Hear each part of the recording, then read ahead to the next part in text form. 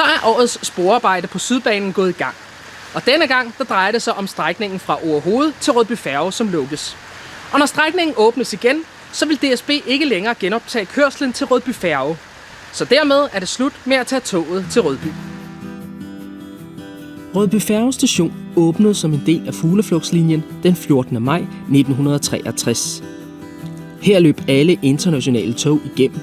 Både godstog og persontog blev rangeret her i Rødby, og videre ombord på færgerne til Puttgarden. Rødbyfærge mistede dog en væsentlig del af sin betydning, da godstogene blev omlagt til at køre over Fyn og Jylland efter åbningen af Storebæltsforbindelsen i 1997. Og i december 2019 blev DSB's Hamborg-tog også flyttet til over Storebælt. Til sidst blev det så kun få afgange om dagen til Rødby.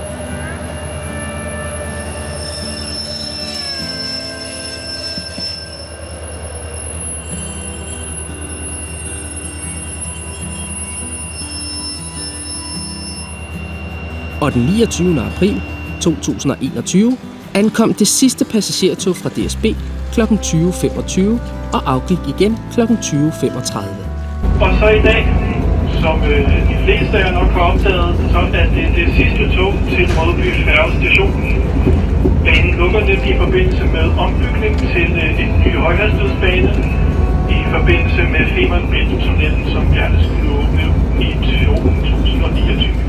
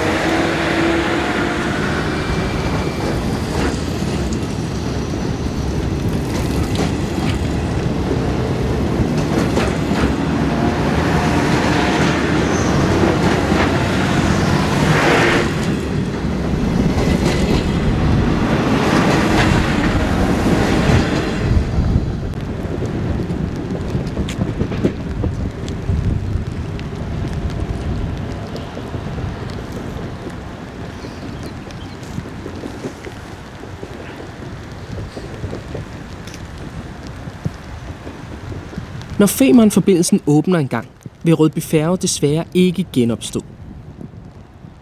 I stedet har Lolland Kommune fået presset en ny station ind i projektet, nemlig Holeby Station. Under sporarbejdet skal Nykøbing Falster Station også ombygges.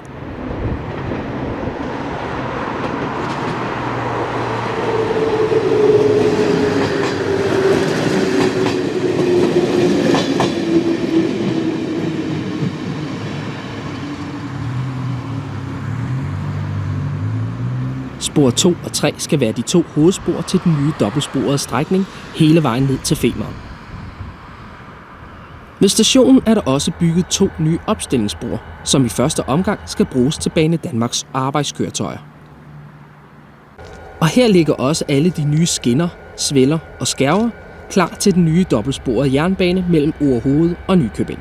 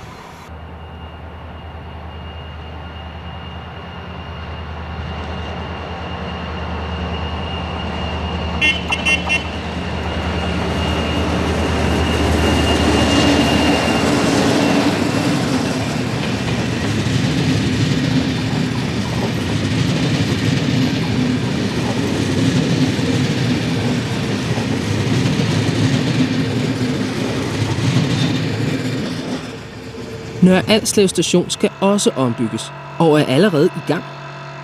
Spor 2 er allerede fjernet, og det samme skal nu ske med spor 1.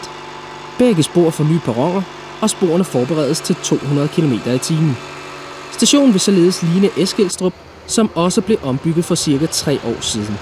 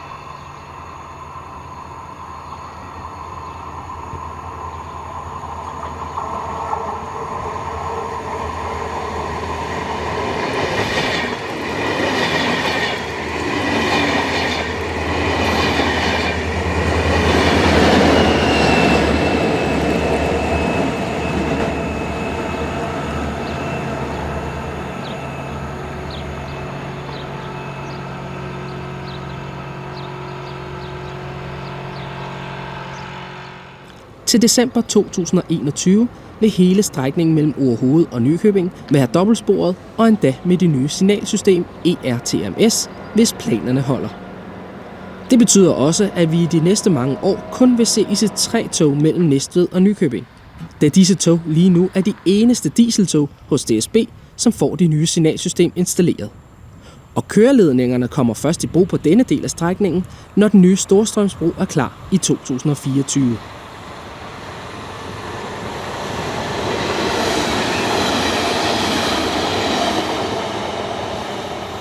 Dog er strækningen mellem Ringsted og Næstved snart klar til at modtage eltog. Da man i nætterne mellem den 19. og 29. april 2021 testede hele strækningen fra Lundby til Ringsted med DSB's sidste EA-lokomotiv 3020.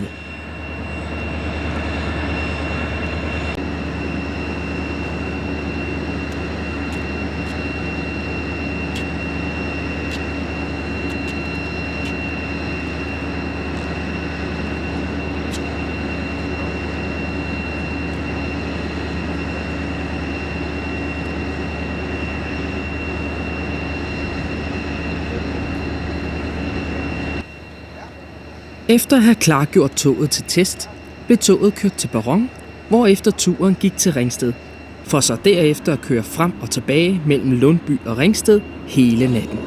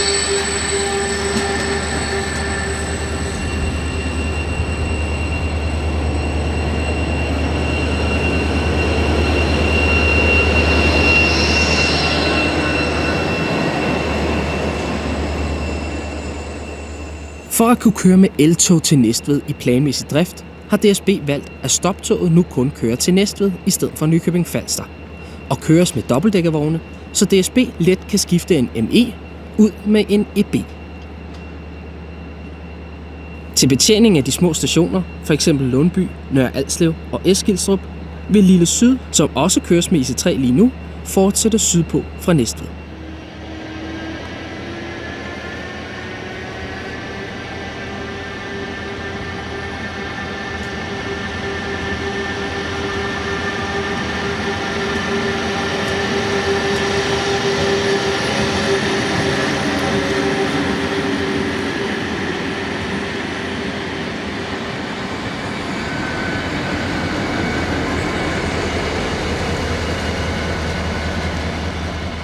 Forhåbentlig kan vi snart få elektrificeret de øvrige strækninger i Danmark. Og især nu, hvor DSB netop har bestilt mindst 100 nye togsæt fra det franske firma Alstom. Coradia Stream hedder toget. Togsættet er elektrisk og 110 meter langt med 5 vogne og kan køre 200 km i timen. Toget har lavgulvsindstigning og pladser til cykler og barnevogne. Det er et afprøvet togsæt, som allerede køres i Italien, og i Holland har man netop også bestilt disse togtyper. De skal bygges på Alstoms fabrik i Polen og forventes leveret til DSB i perioden 2024 til 2029. I denne periode på 5 år skal DSB's IC4 erstattes af disse nye tog. Herefter kommer turen til IC3 og IR4. Så i 2030 vil DSB kun have Vectron-lokomotiver med dobbeltdækkervogne til regionaltog, Talgo-vogne til de internationale tog og de nye Coradia Stream til resten af DSB's trafik. Dog vil der først komme køreledninger nord for Fredericia i 2027, så nu må vi se, hvordan planerne skrider frem. Så er Rødby Færgestation efterladt og overladt til gederne. Og snart kan vi se frem til en mere moderne jernbane på Sydbanen og eldrift til Næstved. Så jeg vil sige tak, fordi I så med.